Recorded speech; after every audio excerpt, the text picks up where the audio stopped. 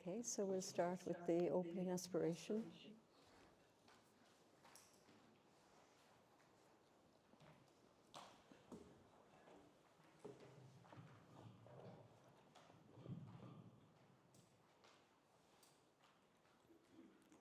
With boundless compassion and wisdom, I will work for the welfare of all. May we be free from hunger and discord, and have joy and a world at peace. May all sentient beings have happiness and the causes of happiness. May all sentient beings be free from suffering and the causes of suffering. May all sentient beings never be separated from the happiness which is free from suffering. May all sentient beings live in equanimity, free from attachment and aversion. May all sentient beings have happiness and the causes of happiness. May all sentient beings be free from suffering and the causes of suffering. May all sentient beings never be separated from the happiness which is free from suffering. May all sentient beings live in equanimity, free from attachment and aversion. May all sentient beings have happiness and the causes of happiness. May all sentient beings be free from suffering and the causes of suffering. May all sentient beings never be separated from the happiness which is free from suffering. May all sentient beings live in equanimity, free from attachment and aversion.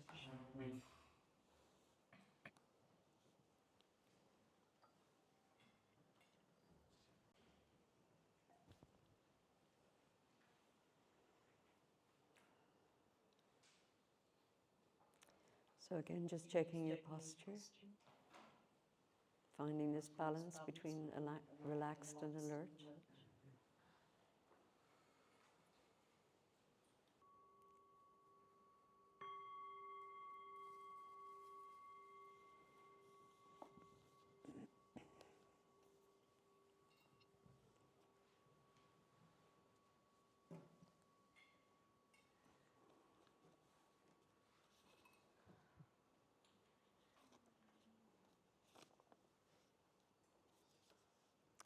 Oh my goodness, I thought these were all done.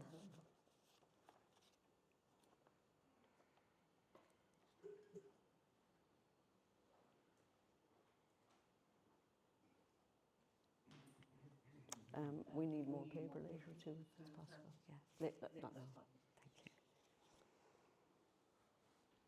Thank you. Will I know when I've actually let go? Your experience seemed very acute and obvious. If you, yeah, I mean you do. And you also have to let go of letting go. It does, it'll take care of itself. We might get glimpses, and then we just keep turning up and doing the practice.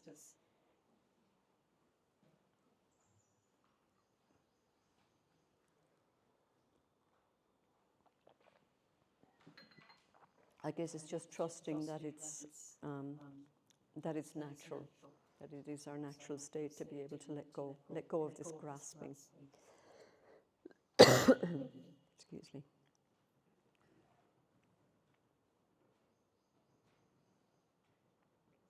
Why don't we practice yoga of any other physical activity as part of the retreat? I feel that working on the physical aspect of the body can help during meditations. Sorry, I don't know what that word is. Something, the body-soul connection. I mean, yeah, definitely. And I'm sure there are retreats here where you do yoga, yeah? No? Sorry, so I'm not sure.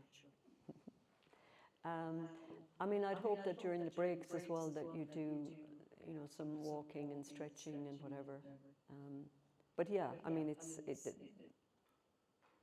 definitely over, like in general, we didn't do it over the past few days, but yes, please do yoga or any other form of physical exercise to help.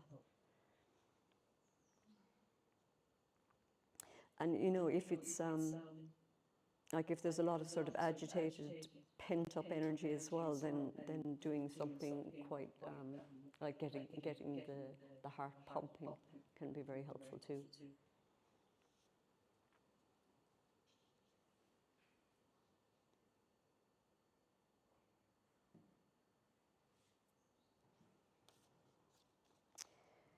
How does Buddhism see all of other religions?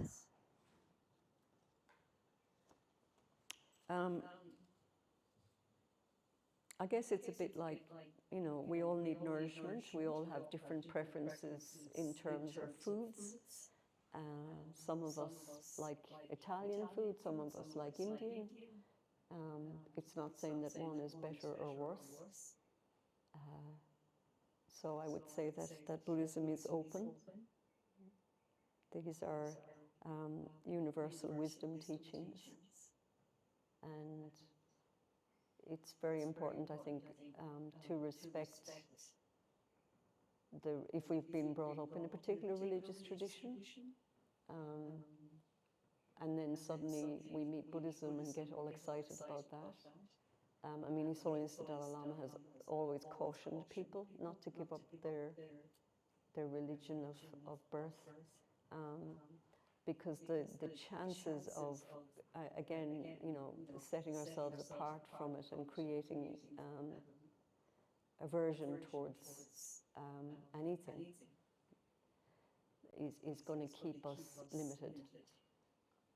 So, but he doesn't say don't become Buddhist. I've heard a lovely quote, don't use what you learn from Buddhism to become Buddhist, use it to become a better whatever you already are. So, His Holiness also says, you know, a Buddhist behaving well, a Hindu behaving well, a Jew behaving well, are all the same. Likewise, a Buddhist behaving badly, a Jew behaving badly, and so on, are the same. So, I mean, any, you know, genuine Buddhist, or sorry, any genuine religious practice, I would say, have got the same ideals of cultivating loving kindness, compassion, being decent human beings. So, yeah, it's kind of a tragedy to see that we use religion to just cultivate differences and setting up, I mean, religious wars, etc. Okay, I have to read through these. People have made very good use of it. Maybe it's after I was talking about the aerogram earlier. You've suddenly turned these into aerograms. So thank you for the aerograms. I'll read through them and get back to them. There are a few here from earlier. As we become wise, we become better at discerning which thoughts to give importance to. But isn't that gained wisdom also subject to a belief system through which we have gained that wisdom? For instance, the Buddhist teachings. I mean, yes, it is. These are all, again, you know, I'm using the term wisdom teachings, and so these are all pointing to our innate goodness. I guess it's a bit like, you know, saying, using a recipe book to make a really delicious meal. So we can make use of that that knowledge that's been put together. Eventually, we'll do it for ourselves. We won't need the recipe book. There's that phrase: "If you meet the Buddha on what is it? If you meet the Buddha on the way, kill him." Yeah. So anything, you know, any external manifestation is a reflection of our inner wisdom. We're in an interdependent scenario with everything. So if we kind of solidify it and deify it and say it's out there, that's when it becomes a problem. But use it to help us, to bring us closer to that direct realization. So it's useful scaffolding, very, very useful scaffolding along the way.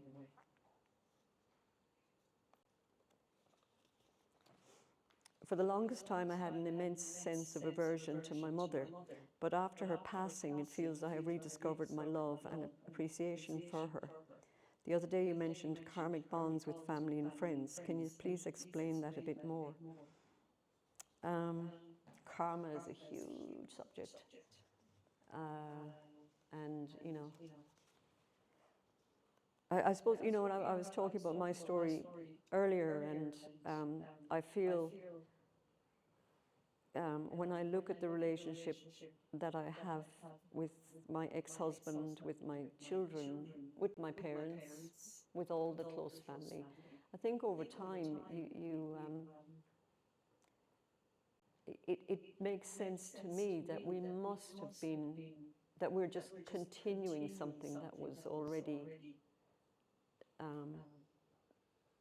that I almost feel like we had contracts together to do particular things. And again, this is not to say that any of it is, it's not fatalistic or fixed, but I mean, what's being suggested to us is that we, all sentient beings, have been our mothers, which is kind of mind-blowing, not kind of mind-blowing, it's completely mind-blowing, and seems, how do you connect to that? How can you, how can you, how could you possibly know that that's true? But then you look at the relationships that you have with some people, you know, that there's something, I don't know, it feels like maybe the veils are thinner and there's more of a, you get more of a sense of continuity. So it's, yeah, it's suggested that the parents in particular, you know, that there's a very, we have a huge debt to our parents, even if we don't use the word karma. There's the depth of that relationship is something to be deeply respected, and there's a responsibility with it. So, you know, often in the setting up to do a meditation practice, it's advised that you visualize your mother and father on either side of you, and again, whether they're still alive or not. And the only way to repay that karmic debt is to get ourselves enlightened. So it's just reminding ourselves. So, you know, we can sort of use the intensity of those relationships, because we can feel them more directly. The idea of all sentient beings is it's intangible. It's an intellectual, nebulous sort of an idea. So the people that we do have these strong karmic connections with, we can use that as the representation for that same relationship with all other beings.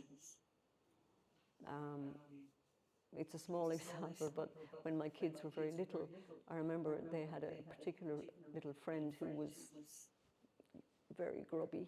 He was very, he always had stuff coming out of his nose, and he was just like, yeah, he just wasn't,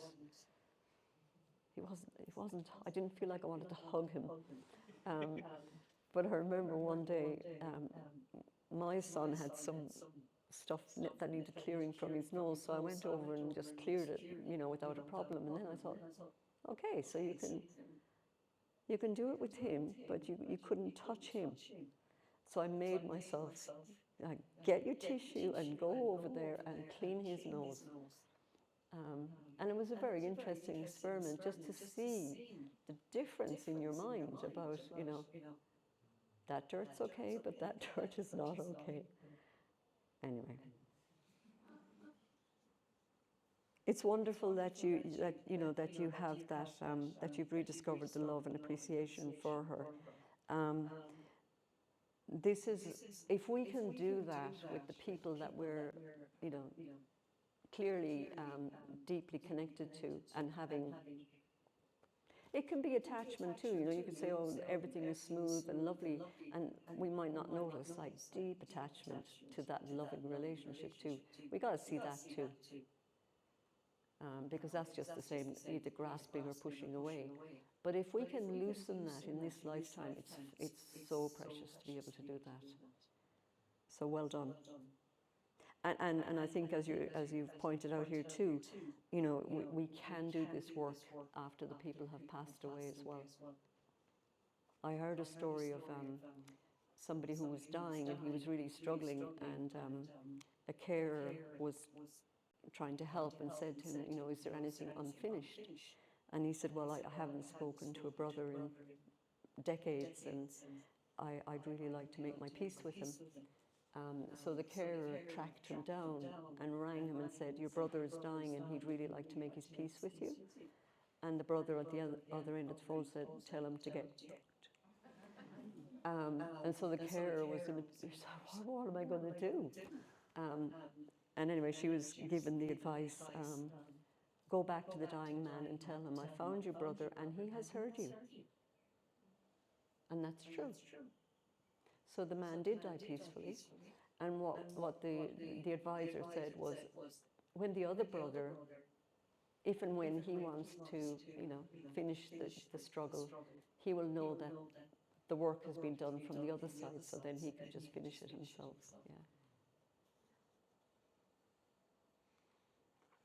Do you have any suggestions for how to use meditation for better sleep at night? I've been waking up scared in the middle of the night and I have nightmares. Feeling unsafe is the common theme. Can I work on this emotion during the waking hours through meditation? Yes. Yeah. I mean, that's really where a lot of the form and practice can become very useful.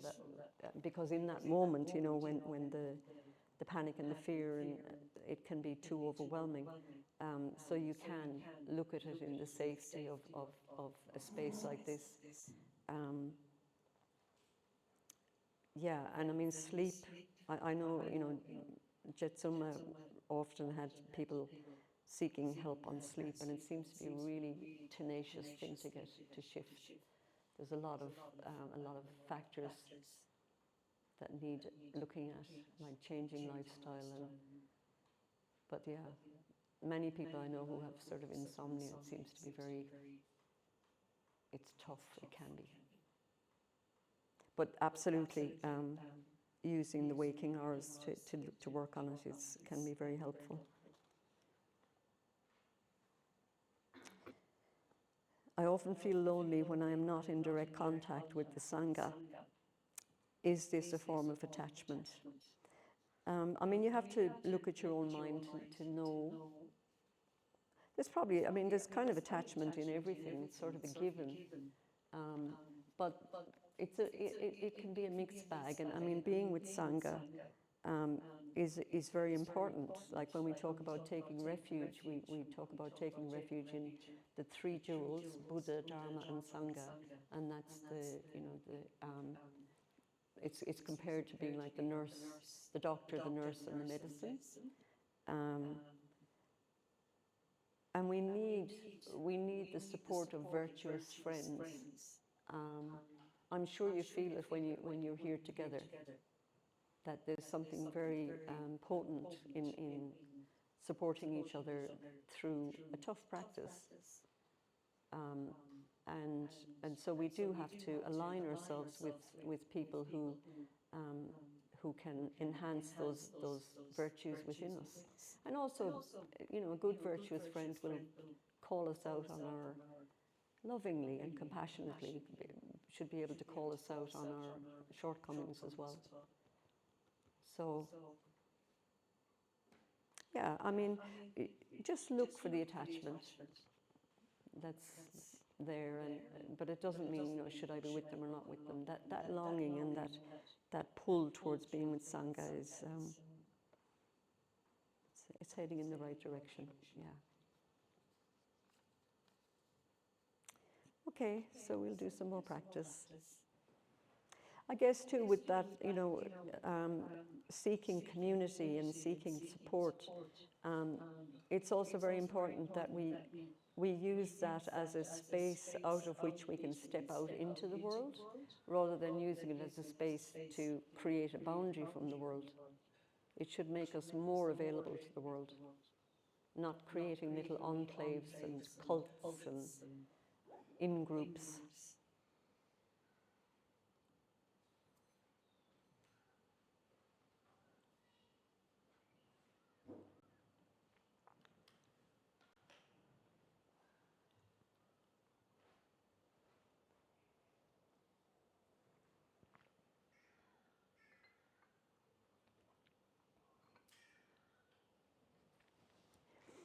So we're going to do a practice on touching into our basic goodness.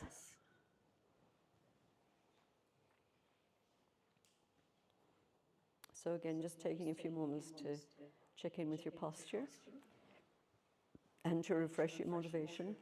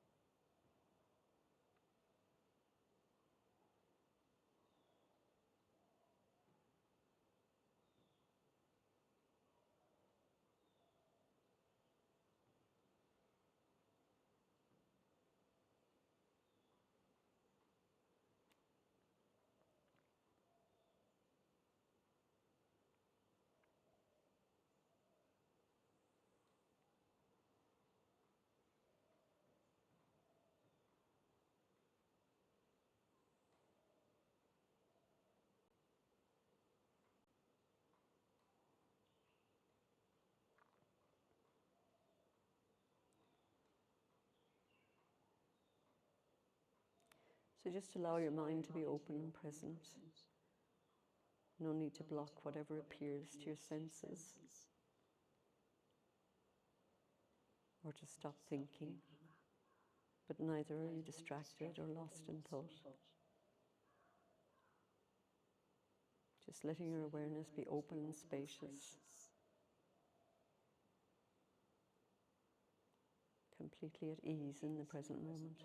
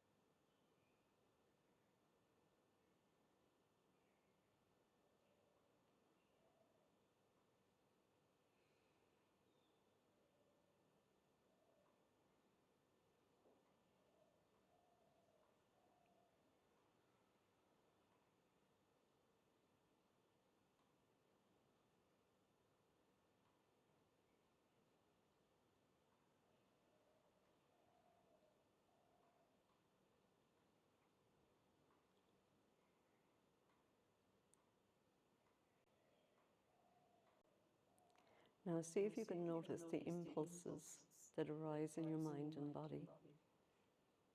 You might feel a desire to move or to react to a thought or feeling. Whatever you notice, just recognize that each passing experience is an expression of your basic goodness. of your desire to find true and lasting happiness.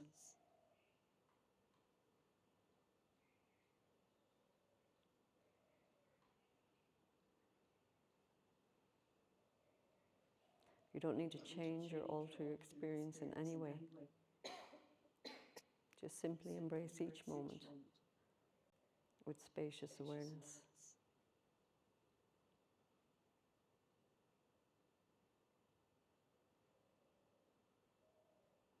Recognizing that each passing experience is an expression of your basic goodness.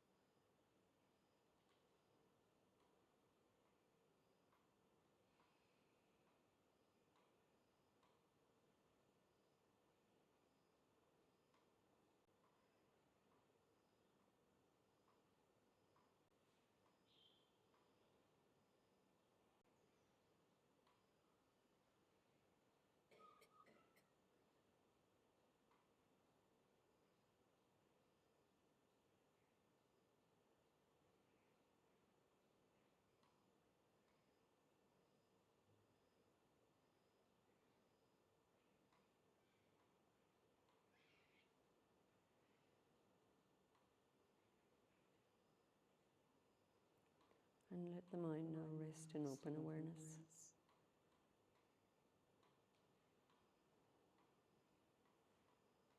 We're receptive to whatever arises through any of the sense doors.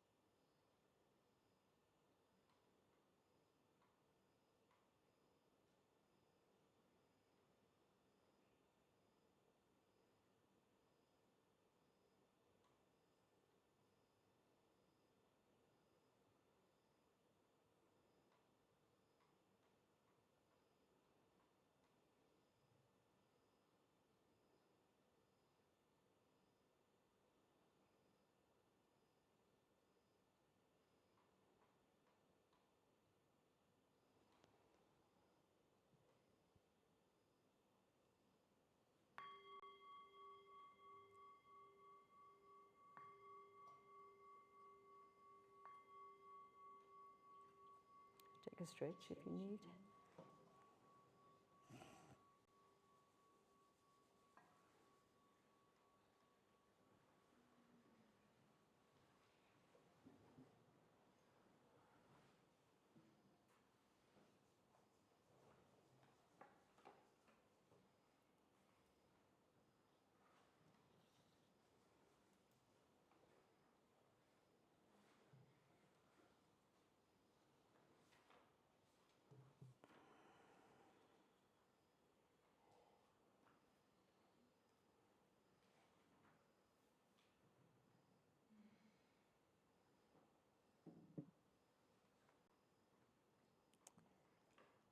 I was just thinking of another story of letting go. A friend of mine lost her favourite earring, one of them, and she knew it was somewhere between getting off the bus and arriving at her office desk. So she would scan the area each day, and then it became weeks, and she'd literally just get off the bus and start looking, and she realised, I just have to stop doing this now. It had become an ingrained habit. So she very consciously got off the bus and thought, okay, no more looking. Got to her desk, and one of her colleagues said, I've been meaning to ask you for weeks, is this your earring? Yeah.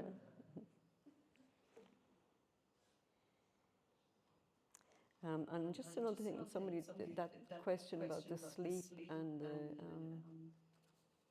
you were saying that the, I think safety was a common theme. So, oh yeah, sorry, feeling unsafe is the common theme.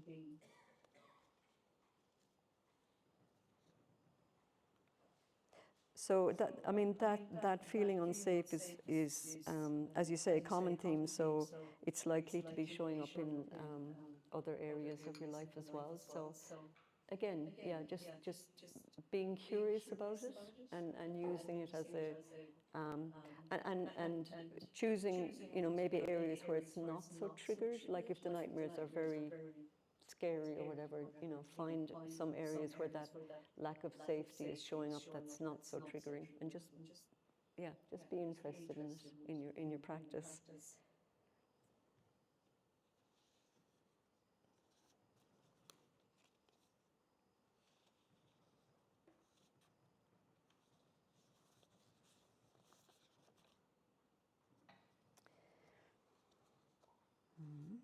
What's your view about following a whole foods, plant-based lifestyle?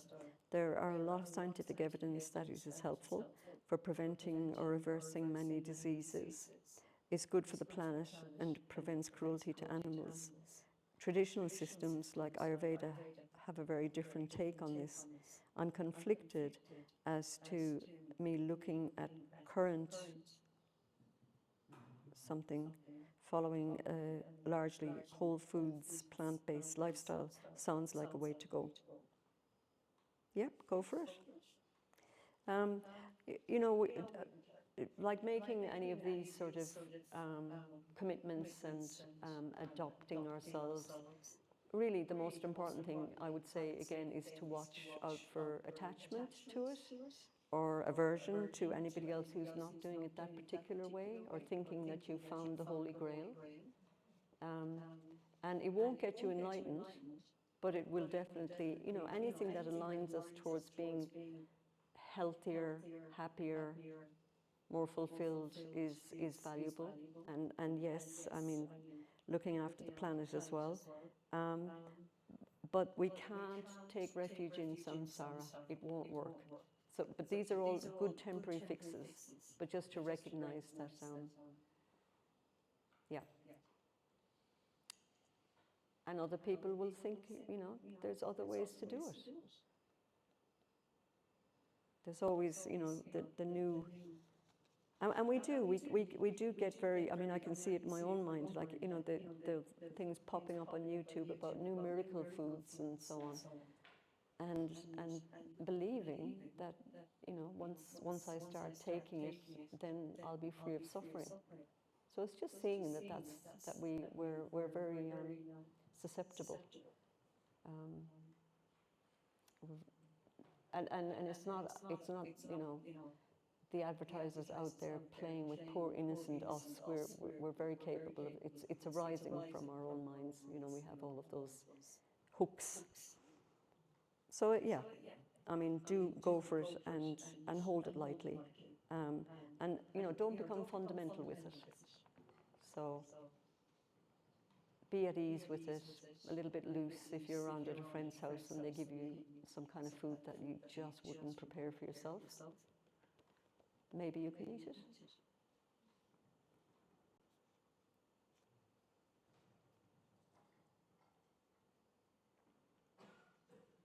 Okay, so we'll just do another short practice. If you'd like to do some walking meditation, please do.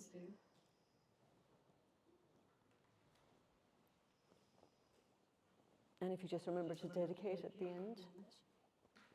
And I haven't said it for a while too, but remember also, you know, the microdosing of our mindfulness when you're out there in the world, every now and then just coming back and becoming aware of direct sensations, holding the cup in your hand, feeling the drink as you swallow, and so on. Just microdosing.